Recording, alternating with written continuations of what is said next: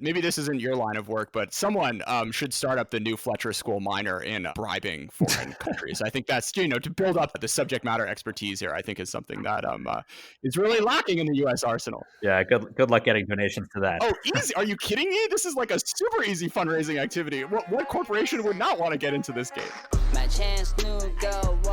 So, full disclosure, the report we'll be discussing today is a culmination of a CNAS research project supported by funding from the government of Japan. The government of Norway also arranged a study tour, which I'm very jealous you guys got to go on. So, in a blog post a few years ago, Scholar Stage, aka Peter Greer, wrote that U.S.-Sino relations do not occur in a vacuum. By design, Washington's political and military relationship with Beijing is filtered through an East Asian alliance system built at great cost by American soldiers and statesmen. The hub of this system is Japan. Because of this, America cannot have a purely bilateral relationship with China. The road to Beijing runs through Tokyo. America's challenge in the early years of the 21st century is to manage this trilateral relationship. No one talks about how critical the U.S.-Japanese relationship is to the 21st century, nor how it will be key to preserving global peace and stability. The lack of attention Americans pay to Japanese affairs is troublesome, and in the long run, it may prove disastrous. So, I know everyone likes to talk tech all the time, and we will get to that, but I think it's important to start this conversation by talking about the broader U.S.-Japan alliance and put it in its strategic context. Dan, Kristine, and Josh, welcome to China Talk. Delighted to be here. Thanks for having me. Dan, I want to start and back up to a book you wrote in 2014 called Fateful Transitions, which was talking about how democracies manage rising powers. And first, I want to focus a little bit on how Japan, a democracy, reflected and processed China's 20th century rise. So what from, I don't know when you wrote the draft of this chapter, but what from 7-8 years ago, I guess, sticks out to you about, maybe how Japan has processed China's rise versus how America has been over the past few decades? Absolutely. Well, first, I'm pretty flattered that you pulled up my book. It's been a long time since I wrote it. I would say I was pretty happy that the analysis, I think, still very much is evergreen. And Japan's approach at the time when I wrote the book certainly continued beyond. So just to kind of go back to the beginning, looking at the Japan piece, I looked at essentially how Japan was responding to China's rise. And the kind of key start of that was the late 1990s, when policymakers in Japan began to understand that China would eclipse Tokyo economically and in the military domain, certainly in the maritime domain as well. And so really from the outset, Japan was trying to, what I called in the book, both integrate, which was trying to kind of constrain China through participation in international institutions, and also hedge. So strengthening the U.S.-Japan alliance, building up Japan's own military capabilities, and strengthening ties between Japan and other regional countries. And so really from kind of the late 1990s to the present, we've seen successive Japanese administrations continue that approach. What it has changed, especially since I wrote the book, I would say is the relative emphasis, where really, even until 2014, I would say there was a fairly equal balance between integration and hedging. And today it's much more hedging with a lot lighter integration. I just want to recommend Ezra Fogel's new book about the Japan-China relationship. I thought in particular, there are like great chapters on the Song Dynasty and whatnot, but the thing I felt like I learned the most was in the early, just as Gaga Kaifang was starting, as reform and opening was getting kicked off, it seemed like Japan was really leaning into the integration side of this equation. There's a bit of, I guess, like guilt that was running through the Japanese system, but also, they felt like they really had a lot to teach and were really rooting for China to pull out of the malaise of the Mao era. So to watch it, watch China go from this, big brother country that seemingly had everything figured out in the 70s and 80s to all of a sudden really having to contend with a rising power that will, eclipse it at some point in the future is a really remarkable turn of events in just a handful of decades. In terms of sort of how Japan's thought about China, I mean, there's huge, I would say, divide between kind of the post-Mao era really running into the mid-90s and then after. And I mean, we forget, but for Japan, I mean, the primary security threat until the late 1980s was the Soviet Union. There was a Cold War in East Asia. Japan was very concerned about a potential Soviet invasion of Hokkaido, its northern island. And so there really wasn't a kind of security dimension or certainly competitive security aspect to the Japan-China relationship. until you enter the 90s and really the mid to late 1990s.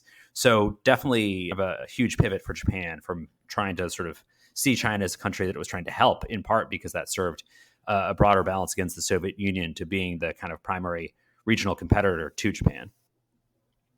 So for some broad generalizations, where do you think is Japanese elite public opinion today on the trilateral relationship? I think it's quite telling when you look at Japanese public views of China. And so, for example, in the report that we'll discuss later today, Forging an Alliance Innovation Base, we look at public perceptions of China in various countries. In Japan, 85%. This was a poll from 2019 by Pew, had an unfavorable view of China. It's interesting, that was 85% unfavorable views of China in Japan, 60% in the US, and then 50% in Australia. So Japan, far more kind of unfavorable views of China than kind of any other major country. So in that sense, I think if you look at polls of the US, tends to be consistently very high. I haven't seen the latest version. But overall, I mean, you can see public opinion is very skeptical of China.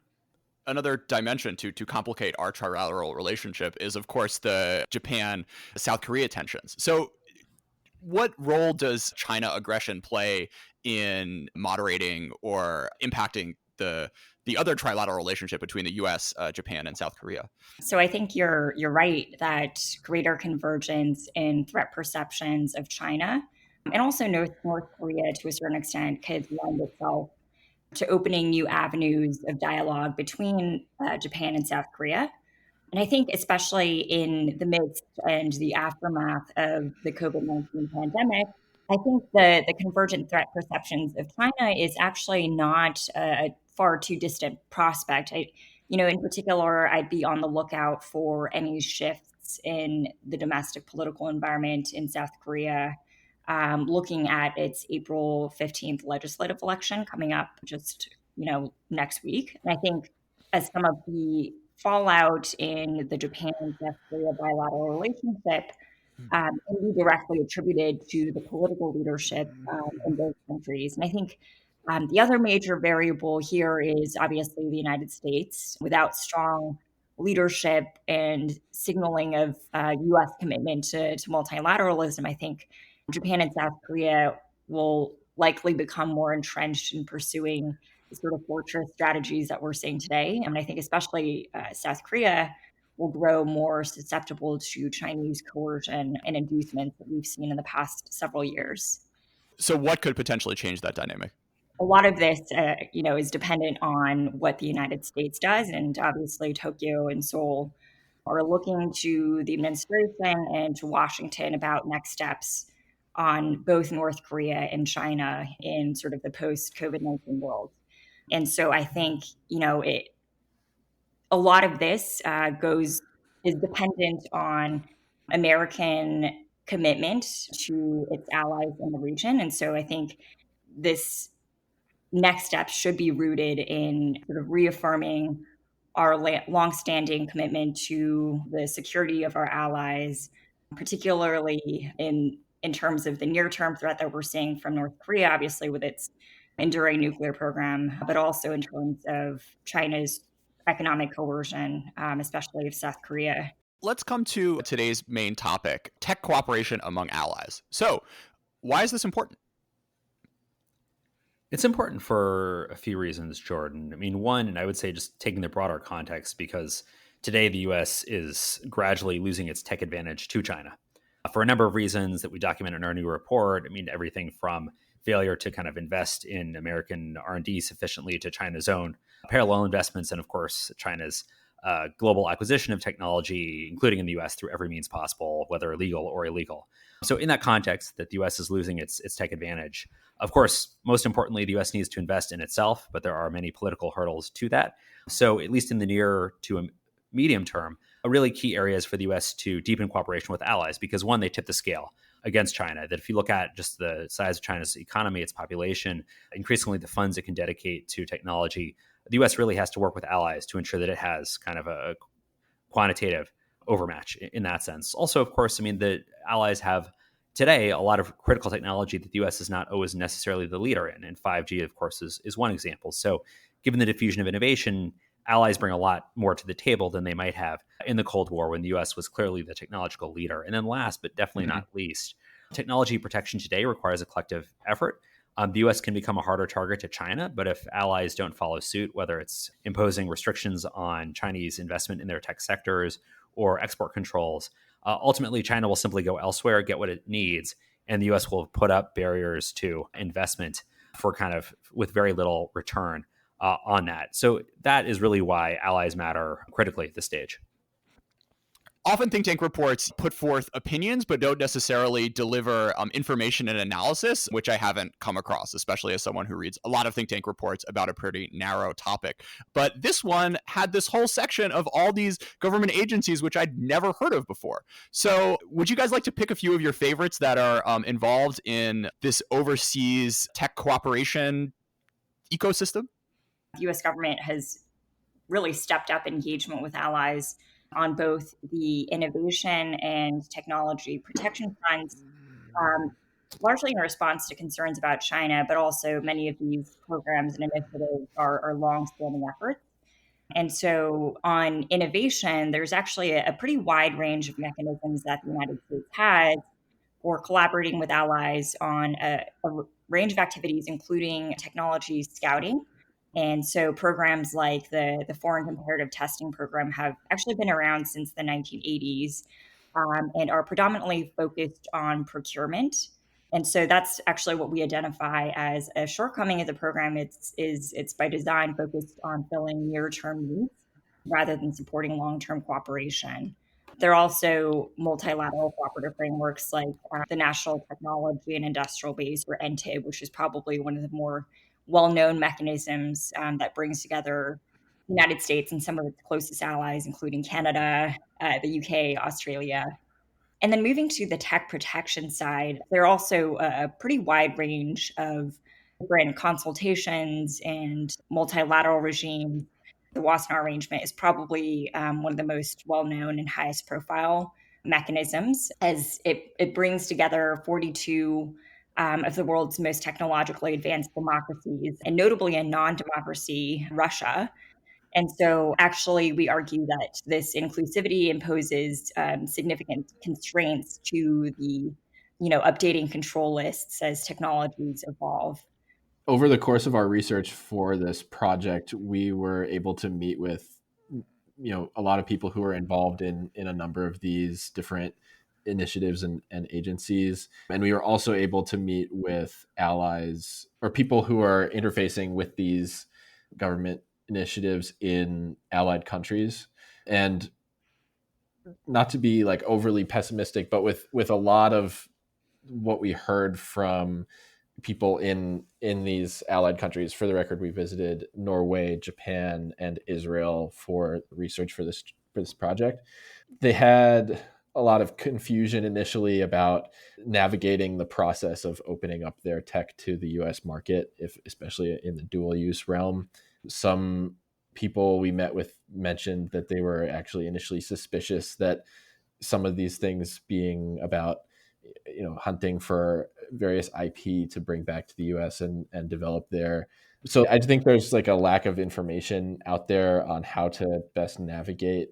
I imagine it's not just information. Like, this is a very tricky thing to pull off. And even domestically, Ash Carter had his big DIU push, which is the one organization I had heard of that you guys profiled. But, if the US can't even figure out how to get small and medium-sized contracts to American firms, figuring out how to do that for tech companies abroad it seems like an even bigger lift.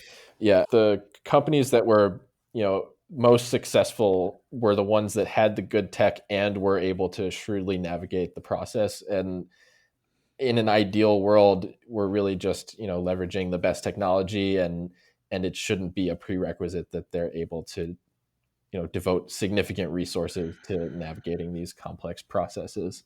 To jump in on your kind of point on how difficult it is, I think that's generally right. But honestly, a lot of it comes down to prioritization and kind of political will within the US government that ultimately, at least from what I've seen, I mean, if you have kind of political leaders pushing to involve allies early with the understanding that it may create kind of a slower process up front, but deliver better long-term value, you can move forward. I think that the challenge is there's an inherent tension, certainly within the Department of Defense, but more generally, that if you're looking just against sort of a basic timeline and you don't have a political leader saying, got to build in allies from the outset, it's generally maybe not more effective over the long run, but it may be faster initially just to do it unilaterally. So I think recognizing that, honestly, a lot of it's just there needs to be more focus. There are ways to involve ally companies kind of in our national security innovation base. It's more a question of kind of having the political will.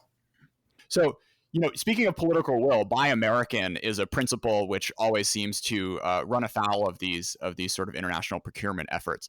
And just in the past few weeks, it's taken coronavirus to finally have some policies be loosened on this front. So, do you think there is the political will there, or what are the domestic American dynamics around this allied innovation push?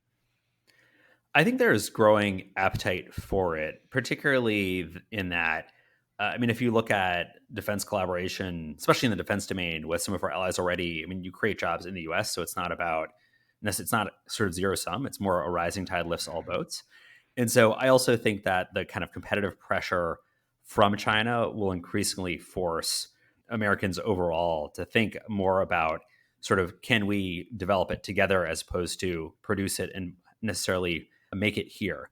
And so I would say I am optimistic over the long run. I also think that a lot of the steps that we promote, so for example, we call for amending the Buy American Act, which admittedly is, I think, still one of the harder recommendations to actually implement. But if the US did that, it would create a much more competitive environment for procurement, lower prices, better technology, which ultimately would help certainly the taxpayers. I'm more optimistic today than even a month earlier when we were kind of putting the final touches on this report, that I think you may see a kind of change in how Americans think about where they get there, whether it's COVID-19 supplies or kind of broader national security. One of the recommendations we have that I do want to highlight for you was to essentially leverage defense attaché offices and give them a kind of technology scouting mandate, because you have defense attaché offices all over the world, and it would be kind of a real force multiplier, because you're not going to have like ONR Global or any of the other more kind of tech scouting groups that we talk about. You can't have them in every country, but you almost have a defense attaché office in every country. So to me, that's one way to do it. On the ally piece, the allies have a huge incentive for this type of cooperation. Part of it, of course, is market access to the United States. And part of it's also allies are really interested in plugging into each other as well. So I think if anything, the allies don't need a whole lot of convincing. They're very keen for this kind of community of tech innovation and protection, especially if there is a linkage where in exchange for elevating their kind of tech protection measures, they're getting better access to the US. That's an interesting dynamic, because on the one hand, we just spent a few minutes talking about South Korea and Japan earlier on the show. Not every ally would necessarily be super excited about sharing their fanciest stuff with, pick whatever 15 countries you get engaged in this sort of activity with the US. So maybe you want to go a little deeper into that, Dan, about why you think there's this not just like country to US, but also like, broader network effect that the allied nations would be excited about. Absolutely. For a lot of U.S. allies, and of course, every ally has its own technology that's proprietary or secret that it may not want to share. But overall, there's a lot that can be shared. And as kind of allies, especially there are allies that don't necessarily interact a lot today. So I would highlight Japan and Israel, two countries that we did kind of deep dives on, where only in very recent years have they begun to move forward with kind of increasing momentum, their kind of economic relationship, political relationship. But in a sense, the U.S. can serve as a bridge to that. And for the two, there's a lot of synergies. Japan looking for technology from Israel, Israel looking for kind of funding from Japan. And so in some ways, the U.S. can be a bridge for some of these relationships. So that, I would say, is definitely kind of one incentive there. And ultimately, just to take a step back, I think how this kind of alliance innovation base would evolve is you're not going to have a consortium of 15 allies sharing everything. You're going to have many different types of cooperative groupings. It could be bilateral, the US and one ally. It could be trilateral, minilateral. So something that looks actually not unlike the kind of network security architecture in the Indo-Pacific, where you don't have an Asian NATO, but you have many interlocking groups of cooperation. I know, Dan, you've been chomping at the bit to talk about some of your policy recommendations. We've already gotten to the defense attaché idea. Are there other ones that are particularly near and dear to you, Kristine and Josh's heart? One of the main thrusts of our recommendations is to build ally awareness and capacity, including promoting just like a more broad awareness of China's actions, both in the tech protection realm and just more generally. That's definitely near and dear to my heart, because I think of all the places we visited, it seemed like a lot of our interlocutors in Israel didn't have like the same threat picture that we do of China. People in Israel, by and large, view China as almost entirely an economic opportunity and not as much a security challenge. Well, maybe I'll just push back on that a little bit, Josh. I mean, Sure.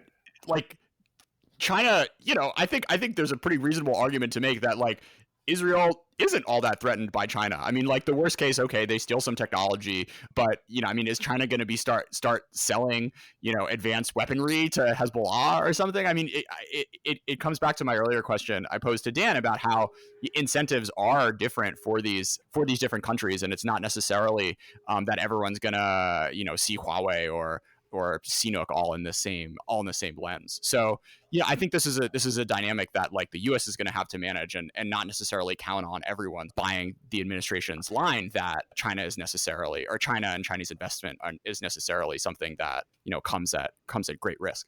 No, that's definitely right. As long as the powers that be in Israel don't view China as a threat, everything that they do to protect themselves against it is sort of done more or less as a favor to the United States. And Yeah. I think that's a dynamic that I hope changes in the future. But the other thing is that we did hear some concerns about the relationship between China and Iran in Israel, because obviously within Israel, Iran is seen as the major security threat there. So another one of the ideas that you three have collectively put forward into the world is this idea of a digital development fund. Part of the idea of getting all these allies together is to be able to push more competitive products out into the world, so that the next time a 5G type thing comes around, there will be a sort of NATO friendly product that is competitive with not necessarily allied countries who are considering choosing between Chinese and non-Chinese infrastructure. So I guess my question for you all on this one is, what do you think the balance between the supply side and the demand side for technology Chinese style is? My point being that, even if the US puts subsidies in place and has like a competitively priced product at a equal or higher quality than what China is offering, if what the Western firms are putting out doesn't necessarily have like a authoritarian friendly feature set that checks all the boxes for surveilling your dissidents and whatnot, will this sort of work together from the allied perspective end up making much of a difference and tipping the scales between what these third countries are going to end up choosing to invest and build their ecosystems with? It's a great question. I mean, my perspective is that there certainly are a handful of countries that are either autocracies or highly liberal democracies where even if the US or allied product is of comparable price and value, they'll find kind of the autocratic imprint on what China's offering attractive. But I think that's a small number. I think generally when you look at the developing world in particular, but even at Europe, I mean, it's much more about price. It's really not about kind of the kind of high-tech liberalism that China's promoting. And I mean, for example, Kenya, one country that I've personally visited, I mean, you talk to folks there, it's really about if the Chinese product is far cheaper, and they're going to go with it, knowing all the kind of concerns about, of course, espionage and data privacy. So to me, pricing matters most in a majority of world markets, certainly not some, but to me, it's definitely the kind of definitive piece. Part of the framing with the Digital Development Fund is not sort of building it as like forcing countries to pick a side between the US and China. We see, especially in Southeast Asia, a huge resistance to seeing themselves as like in the center of this fight between US and China, or competition between US and China. Instead, we want to have the Digital Development Fund be part of presenting the United States as a positive alternative rather than a side that you must choose if you want to proceed. So the information domain as a really interesting space to watch because, you're saying Chinese designed and marketed social media apps just proliferate beyond China's borders, including in the United States with TikTok and WeChat, even beyond sort of the Chinese diaspora. And so I think, in particular, thinking about how like Chinese social media apps are being used as part of China's broader information operations and to advance its foreign policy aims, I think is sort of the next frontier of thinking about the proliferation of Chinese technology and the reach of Chinese tech companies. Okay, sure. So Kristine, if this is something that worries you, should the U.S. government be, subsidizing Indian nationals to use Instagram and WhatsApp as opposed to TikTok? The first step should go back to what Josh was just mentioning in regards to some of the recommendations we advanced in our report. And I think it really begins with raising public awareness. I think a lot of Americans, even Americans, and certainly international consumers, don't understand how the Chinese Communist Party is leveraging these technologies and including social media apps to do things like harvest data and censor and spread false information, including about COVID-19, as we're seeing right now. Yes, there is a small number of countries that China is selling this kind of technology to that are already implementing it for repressive means. But what we're really concerned about are the countries that have weak democratic institutions or sort of on the borderline of tipping the scale towards authoritarianism that unwittingly buy these platforms and then are able to more easily slide into that sort of Chinese model of digital authoritarianism, digital repression that enables greater control over their population. So coming off that, Josh, speaking of these sort of borderline countries, there's one way to make procurement decisions a lot easier, which is to bribe people. Of course, this is illegal right now under US law, but Trump a few months ago floated the idea that maybe we should consider loosening this because I think he said, like, everyone else is doing it.